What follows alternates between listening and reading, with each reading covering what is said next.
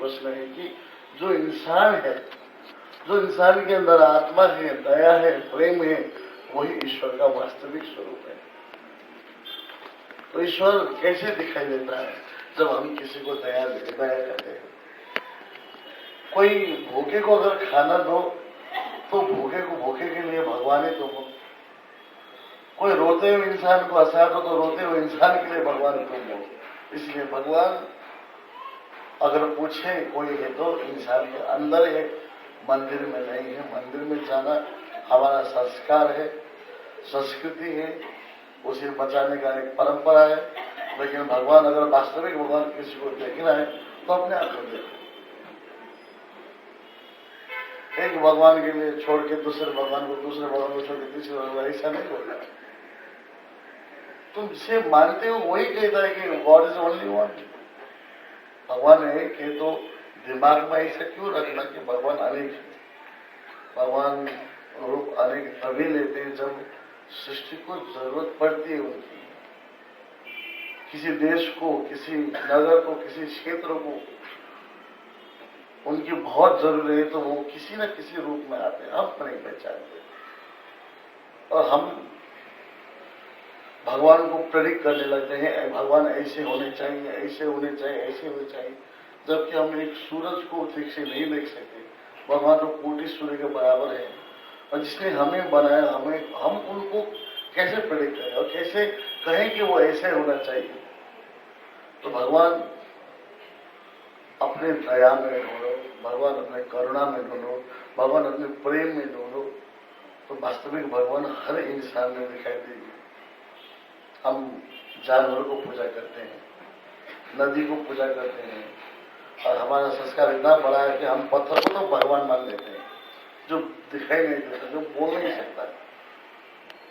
और पत्थर को पूजते पूजते इंसान क्या हो गया, परमेश्वर को पत्थर मानने लगा, पत्थर को परमेश्वर नहीं। पहले उसने कहा कि पत्थर भी परमेश्वर है, इसलिए पत्थर की पूजा करनी चाहिए।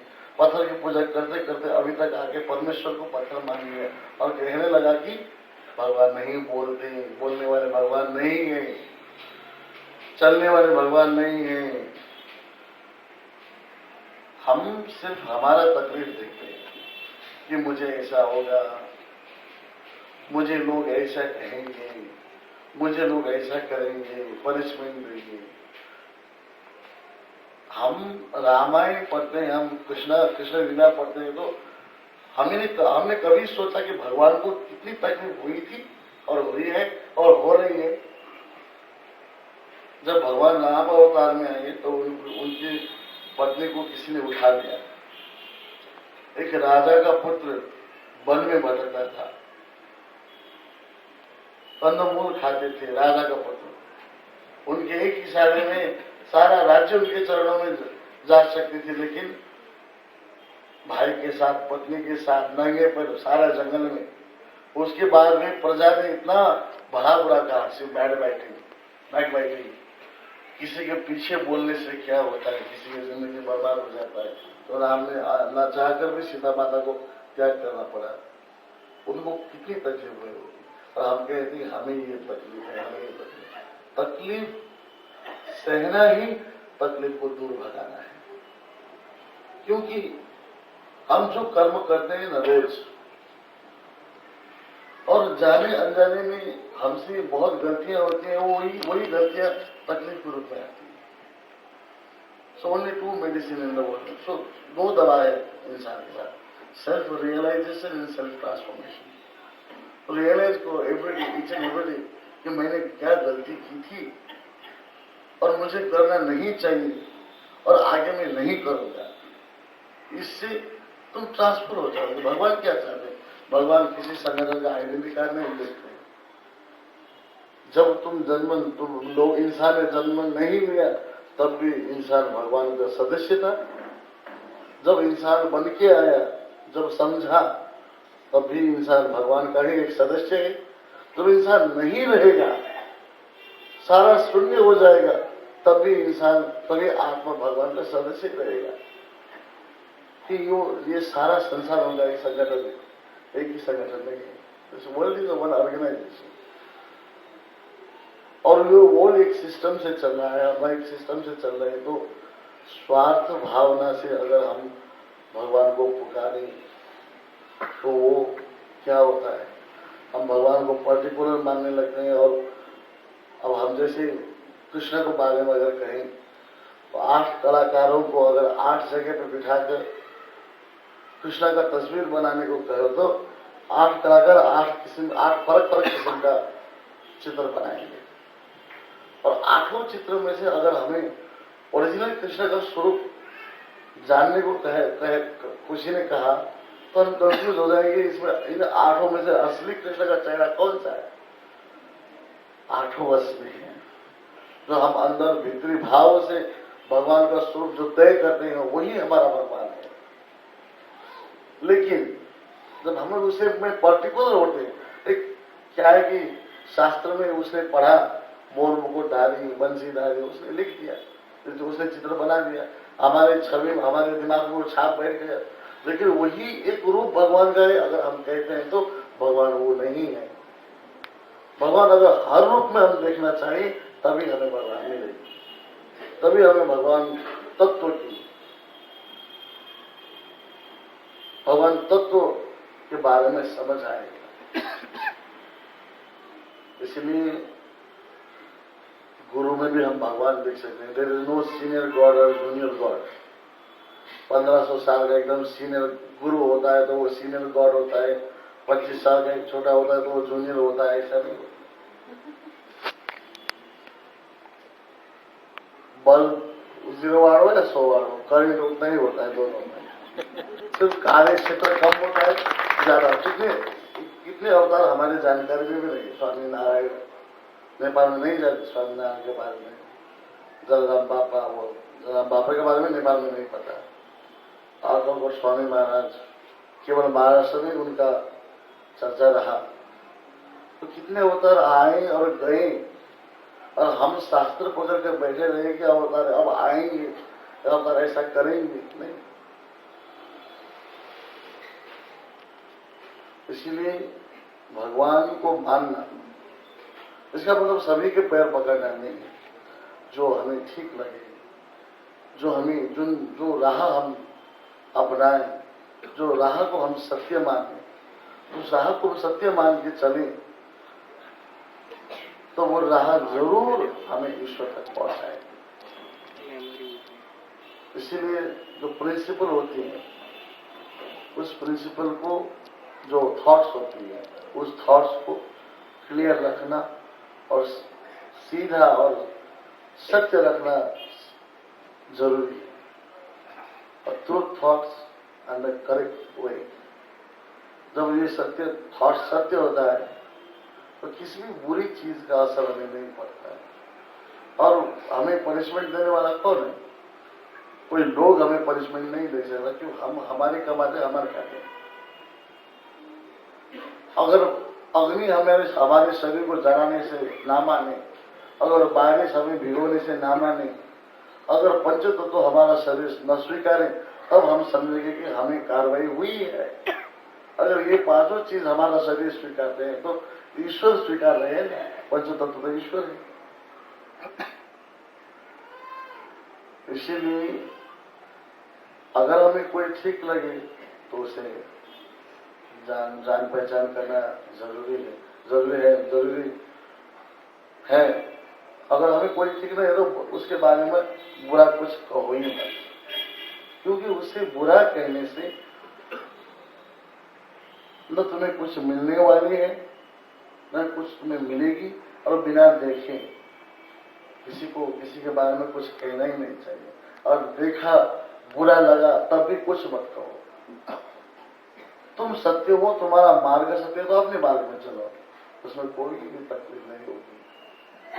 अगर हम किसी का बुरा चाहते हैं, किसी को बुरा कहते हैं और ये सोचते हैं कि हमारा अपना मार्ग सही होना चाहिए, तो अपना मार्ग कभी सही नहीं होगा। एक चेला था और एक गुरु, वो असली गुरु नहीं था, नकली गुरु था, लेकिन श्रद्धा और पूर्ण समर्पण भाव से क्या होता है इस कथा में है। मैं छोटी सी कथा बतलाता हूं। अब गुरु ने कहा, गुरु उस शिष्य को इतना पसंद नहीं करता था, ऑलवेज क्वेश्चन क्वेश्चन क्वेश्चन, हमेशा पूछता रहता था। गुरु को कुछ ज्ञान ही नहीं था, वो नकली गुरु था, और इसलिए उसने शिष्य को बाहर निकले कहा कि जाओ, नदी में बाढ़ आ रही है और नदी के बीच में जाके मेरा कपड़ा धो के लाओ। अरे गुरु जी, नदी में तो बाढ़ है, मेरा नाम लेके जाओ, सब ठीक होगा। तो वो गया, नदी में बाढ़ आ रही थी, गुरु ने कहा कि बीच में जाके कपड़ा धोने का है। तो उसने गुरुदेव का नाम इतना सच्चे हृदय से लिए कि उस नदी में से कमल के फूल खिल गए, और कमल का फूल एक पुल जैसा, ब्रिज जैसा बन गया।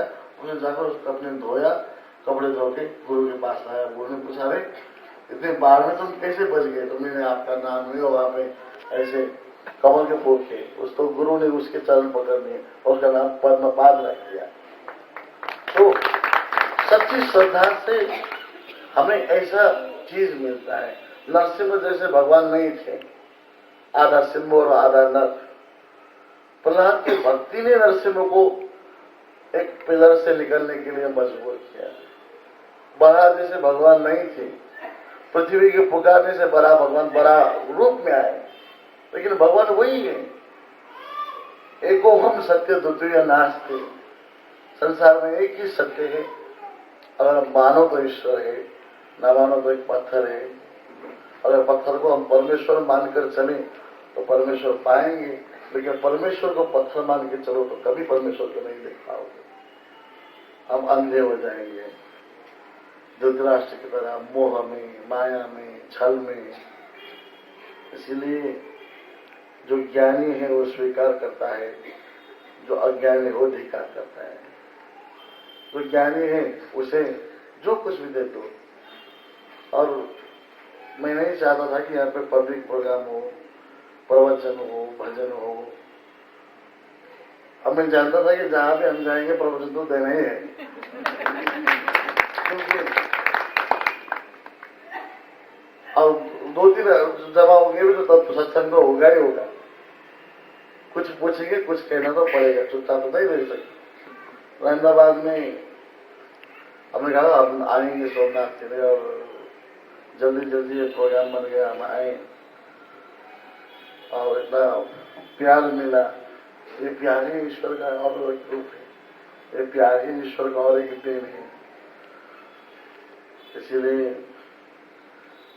सबको officially when you welcome me again in Ahmedabad, soon I will be here.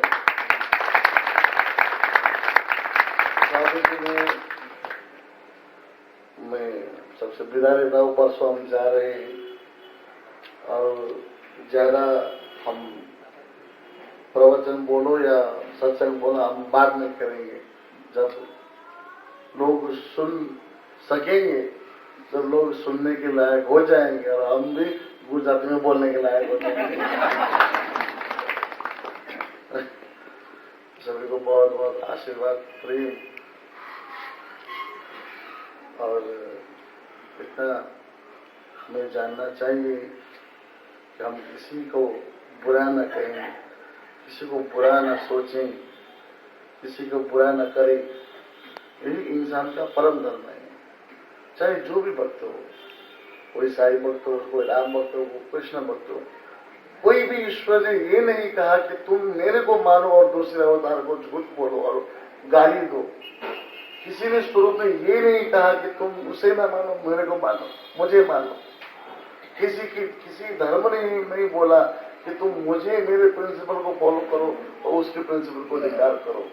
किसी भी देश का कानून ये नहीं कहता कि तुम अपने देश को मानो और देश के बम फेंको। मनुष्य का कर्तव्य क्या होता है वो जानिए। इतना जानने से बहुत ऊंचाई तक लोग पहुंचेंगे। वेद शास्त्र के अध्ययन जरूरी नहीं है, इंसान को इंसानियत सीखने की जरूरत है। वेद शास्त्र तो यूं ही हम खेल खेल में भी पढ़ सकते हैं, लेकिन इंसानियत, इंसान का जो मनुष्य का धर्म है वो अभी कहीं कहीं खो रहा है। जो वेद की वाणी शुद्ध पढ़ रहा है वही वेद की वाणी के पढ़ने के बाद किसी को गाली दे रहा है। हमारा प्रत्येक वाणी ही वेद वाणी है। अगर हम प्यार से बोलें, किसी में भक्ति से बोलें, भाव से बोलें, ऑल लाइफ हम भगवान का नाम जपते रहते हैं। वो एक प्रैक्टिस है अंतिम के लिए। इधर गांधी जी का शहर है, गांधी जी का राष्ट्र है। गांधी जी ने क्या कहा जब उन्हें महात्मा का खिताब दिया गया, तो गांधी जी ने ये बोला कि अंतिम में जब मैं जिसे मानता हूं उसका नाम मेरे मुंह में आए तभी मैं महात्मा हूं, अगर वरना महात्मा नहीं। तो होल लाइफ गांधी जी हे राम हे राम हे राम हे राम बोलते रहे, प्रैक्टिस करते रहे। अंतिम में जब गोली लगी तो उन्होंने बोला हे राम, तो वो महात्मा बन गए।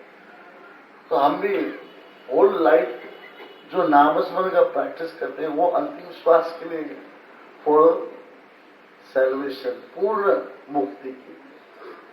पर जो छोटी मुक्ति है, जो हर समस्याएं जीवन में आते हैं, उससे मुक्ति के लिए भी यही नामस्मरण जरूरी है।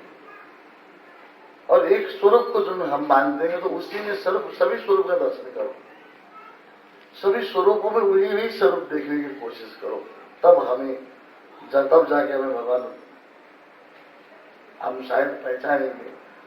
एक और कथा है छोटी सी।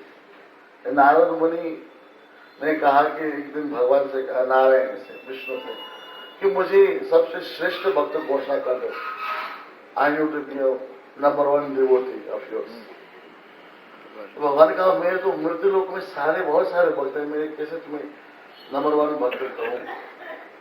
तो चलो मृत्यु लोक में देखते हैं कौन कौन तुम्हारे भक्त हैं। दोनों आए और एक किसान गरीब किसान के भजन में चले गए और दोनों ने खाना खाया। अतिथि देवो भव, हिंदुओं का सबसे बड़ा धर्म ही यही होता है, खाना दिया। और रात को सोने से पहले उन्होंने पूछा कि हाँ किसान भाई, तुम भगवान का नाम दिन में कितने लेते हो? किसान ने कहा 5 बार मुश्किल से।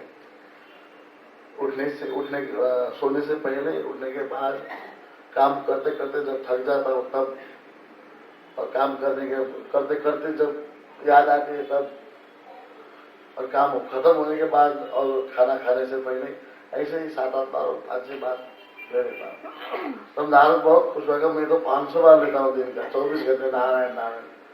तो भगवान मुझे छल करने के लिए पृथ्वी लोक में लाए हैं। तो वो वापस गए और भगवान को कहा कि अब तो मुझे 100% मालूम हो गया कि मैं नंबर 1 भक्त हूँ। भगवान ने कहा, मैं और तुम्हें काम देता हूँ, मेरा वो करो तो तुम भक्त बन जाओगे। भगवान ने इतना बड़ा कलश दिया, फुल पानी भरा हुआ, और ये सिर में रखो, उस पर्वत में जाओ और आओ, एक बूंद भी धरती में गिरने नहीं चाहिए। तो वो गया आया, उसने कहा भगवान मैंने तुम्हारा काम कर दिया, एक भी बूंद पानी में नहीं गिरी जमीन पर। तो भगवान ने पूछा, इस दौरान तुमने मेरे कितना बार नाम लिया? उसने कहा पानी न गिरे इसलिए सोचते तुम्हारा नाम लेना ही बोल रहे। अभी ये हो रहा है हमसे। हमारा अगर स्वार्थ पूर्ति हो जाए, इच्छा पूर्ति हो जाए, तो हम चढ़ाएंगे। क्या है, सब भवरा में जुटाए, सब मच्छर बैठने, वो बैठने, ऐसा हो सब है। फल अगर हमें चढ़ाने की कोशिश करें तो फल भी किसी न किसी बैक्टीरिया और किसी न किसी जर्म्स का जुटा होता है, चिड़िया का जुटा होता है। तो एक ही शुद्ध मन है, वो हृदय जो अंदर है वो शुद्ध है। एक ही चीज पूर्ण समर्पण से अगर हम भगवान को मानते हैं तो हम हृदय भगवान के सामने चढ़ाएं। भगवान को हृदय पसंद है, हृदय सबसे बड़ा मंदिर है। घर जितना भी चाहे छोटा हो, पुराना हो, फर्क नहीं पड़ता। इंसान होकर इंसान की अहमियत को समझो, तभी हम भगवान को समझ पाएंगे। अगर इंसान होकर इंसान को ही नहीं समझेंगे, कोई नया आएगा उसे बुरा भला करेंगे, कोई और आएगा उसे बुरा भला करेंगे, कोई संपर्क में आए वो अगर कुछ हमें दे, हमारा स्वार्थ पूर्ति हो, उससे हमारा कुछ काम करे तो उसके बारे में हम गुणगान करेंगे, कोई ना करेंगे तो उससे हमें। ये शत्रुता इस संसार में क्यों ज्यादा फैल रही है? क्योंकि हमारे अभी दृष्टि खराब है, देखने का तरीका। कोई भी नया इंसान अगर इस कॉलोनी और किधर भी आ जाए, दोपहर को या सुबह को, कोई एक खड़ा ऊपर से देख रहा होगा कि ये कौन है, क्यों आया है, चोर है, ये क्या है। बिना पता चले हम चोर बोल रहे हैं, बिना जाने पहचाने हम गुंडा बोल रहे हैं। एक गुजराती, हम जब छोटे थे, गुजराती लेडी थी हमारे घर के बाहर, और उसकी एक बेटी थी, उसके शादी हुई थी, और बहुत खराब बोलती थी वो। अगर कोई ऊपर चढ़े, उसका मम्मी बोले शू छे, तो बोले शू नहीं, गुंडो छे। सभी को बोलते गुंडो छे, गुंडो छे, गुंडो छे। कौन गुंडो छे, कौन गुंडो ना छे, हमें कैसे मालूम पड़ेगा। देखने की बात, अगर हम जज करने ये खराब है तो हमारा मिस्टेक होगा। और काल्पनिक शत्रुता, अगर हम किसी को बुरी नजर से देखें तो वो भी बुरी नजर से हमें देखेगा, और हमें लगेगा ये मुझे क्यों देख रहा है, उसे भी लगेगा ये मुझे क्यों देख रहा है, मेरे कपड़े खराब है क्या, मेरे बाल बिगड़े हैं क्या, मेरा चेहरा खराब है क्या। ऐसा करते करते करते करते गुस्सा उठता है, अरे मेरे को कुछ भी नहीं है, क्यों देख रहे हो। वो भी सोचता है कि मेरे भी कुछ नहीं, क्यों देख रहे हो। ऐसे ऐसे करके क्या होता है, 2 मिनट फसल हो जाती है, बोलने की जरूरत ही नहीं। दोनों में ऐसा गुस्सा उत्पन्न होता है कि अपने आप को शत्रु मानने लगते हैं। तो अभी जो जितने भी शत्रु हैं वो वास्तविक शत्रु हैं, काल्पनिक शत्रु हैं, हमारे कल्पना से रचे गए। और किसी ने बोल दिया कि उसने तुम्हारे बारे में ऐसा कहा, तो हम मानते हैं ऐसा कहा। किसी का अगर बुराई कोई करे तो उसे सुनना ही मत। वो इंद्रियों का संचार जो होता है, किसके लिए, कान है पवित्र चीज सुनने के लिए, भजन सुनने के लिए। ये मुंह भगवान ने क्यों दिया है कि सिर्फ खाने के लिए नहीं, कुछ अच्छा बोलने के लिए, भजन गाने के लिए। हाथ क्यों दिया, कुछ अच्छा करने के लिए। पैर क्यों दिया, मंदिर में जाने के लिए, और कुछ किसी की भलाई के काम में जाने के लिए। ये दिमाग क्यों दिया है, बुरी चीज सोचने के लिए, अच्छी चीज सोचने के लिए। हम मिसयूज कर रहे हैं, हम पावर को मिसयूज कर रहे हैं, हम वाणी का दुरुपयोग कर रहे हैं, हम दृष्टि का दुरुपयोग कर रहे हैं, हम शब्द का दुरुपयोग कर रहे हैं, हम कान का दुरुपयोग कर रहे हैं। जिस चीज से किसी की भलाई के बारे में सुनना चाहिए, हमेशा हम बुरा सुनते हैं।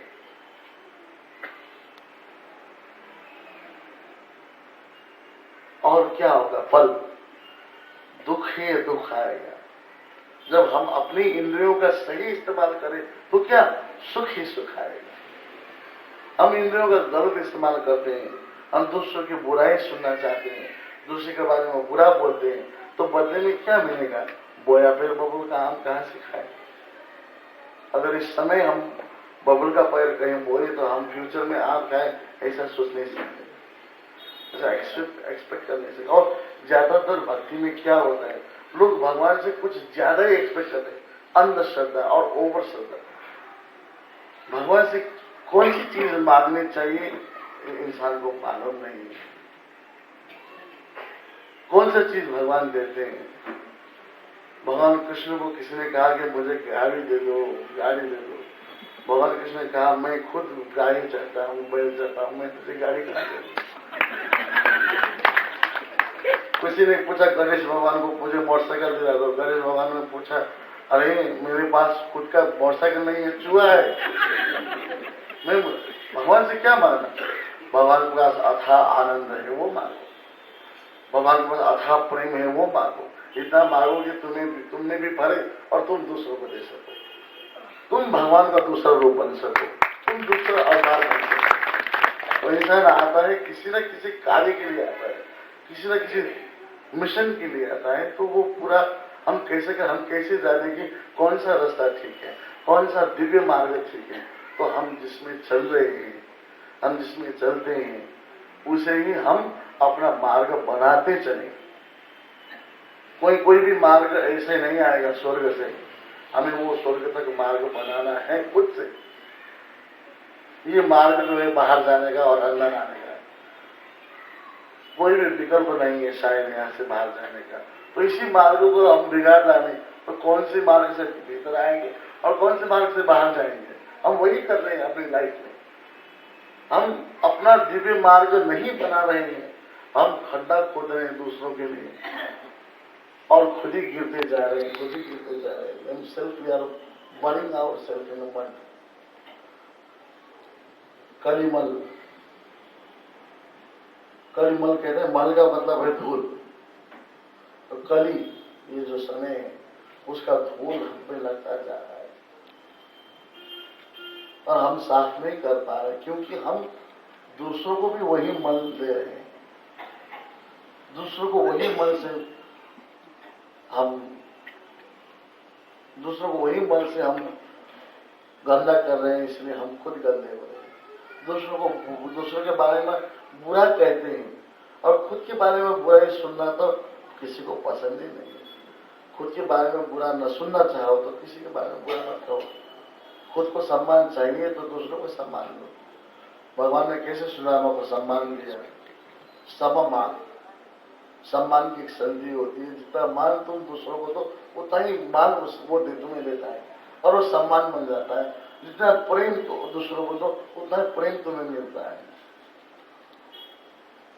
नारायण सेवा करना, सिर्फ बड़ा पाव खिलाना, फाफड़ा जलेबी खिलाने से काफी नहीं है, उसके साथ प्यार भी बढ़ा। नारायण सेवा, उन्हें क्या चाहिए? कौन सी तकलीफ है? घर में बिजली नहीं है तो एक बल्ब खरीद दो, तन पे कपड़ा नहीं तो कपड़ा दे दो, प्यार नहीं है, प्यार के लिए पुकारता है तो प्यार दे दो। वृद्धाश्रम में खाना देना काफी नहीं है, अनाथ आश्रम में खाना देना नारायण सेवा नहीं है। अगर हम सके उन हालात को अपने घर में लाए पाने तो वो सबसे बड़ा नारायण सेवा होगा। अगर हम घर में नहीं ला सकते तो उनके पेरेंट्स भी उनकी पढ़ा सकते हैं। बर्थडे में क्या करते हैं हम? केक वगैरह काटते हैं और सेलिब्रेट करते हैं। उससे ज्यादा अगर हम जितना हमारा साल हो, अगर 25 साल तो 2500 रुपए किसी के पढ़ाई में अगर खर्च करते हैं तो जन्म सफल हो जाएगा। यही भगवान का कार्य है।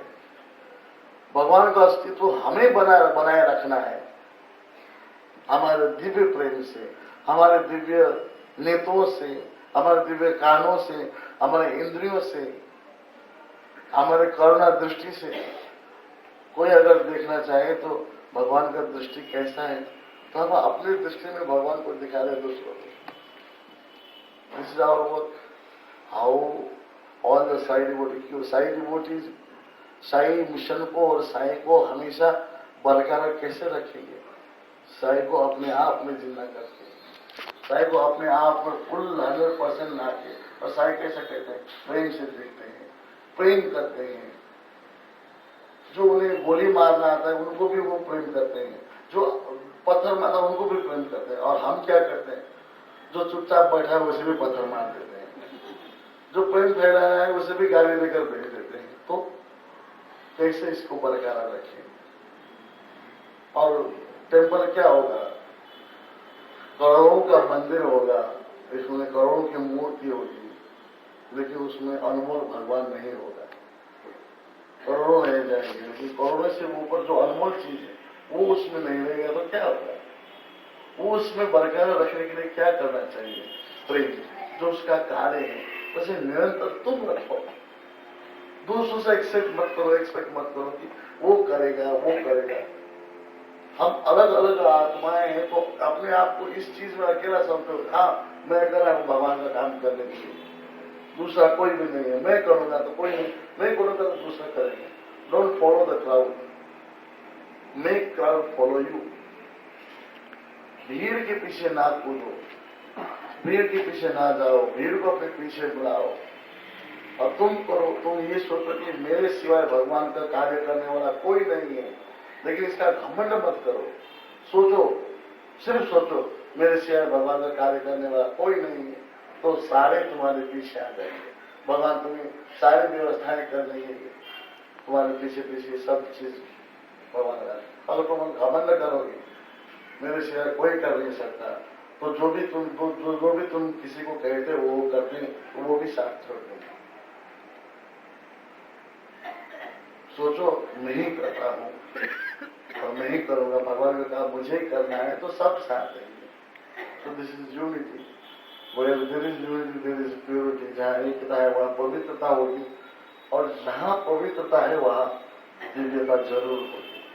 एक मूर्ति में भी ईश्वर दिखाई देगी, सत्यम शिवम सुंदर, जिसे हम सत्य मानते हैं उससे सुंदर कुछ भी नहीं है, और जो सुंदर है वही शिव का रूप है, यानी वही ईश्वर का रूप है। जो भी आए उसे प्रेम दान, जो भी आए उसमें एक मुट्ठी चावल के साथ अगर प्रेम दो तो उसका पेट भर जाएगा। अपने आप को एक डिसिप्लिन में रखो, मॉर्निंग से लेकर दिन भर क्या करना, सेल्फ ट्रांसफॉर्मेशन, सेल्फ रियलाइजेशन। दिन भर मुझे कुछ बुरा नहीं करना है और किसी को बुरा नहीं कहना है, ऐसे सोच के चलने से क्या होगा, ट्रांसफॉर्मेशन धीरे धीरे आएगा, ट्रांसफॉर्मेशन धीरे धीरे आएगा, ऐसा सब हो जाएगा।